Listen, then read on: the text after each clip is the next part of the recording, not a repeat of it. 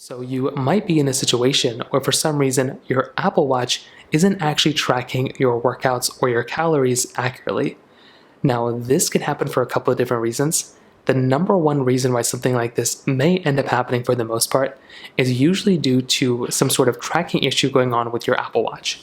So the first thing I recommend doing is just verifying the issue going on.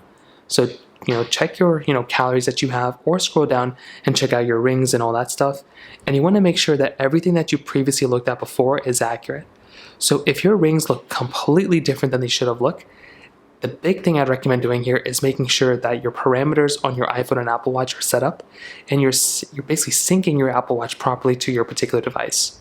So to do this, number one, make sure you're not on any sort of power mode, low power mode, or do not disturb mode, or airplane mode, anything like that. Because sometimes you might actually track some workout on your iPhone or Apple Watch or vice versa, but it's not syncing right. So make sure you haven't accidentally done that. Make sure you're not on airplane mode.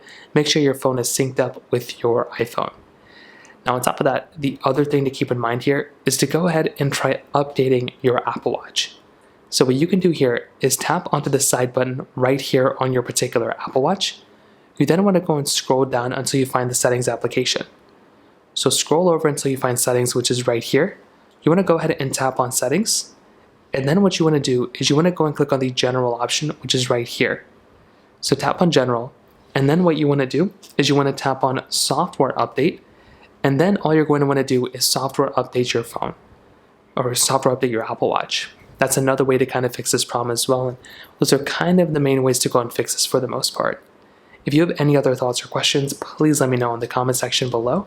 Hit the like button, that will mean so much, but definitely hit that subscribe button.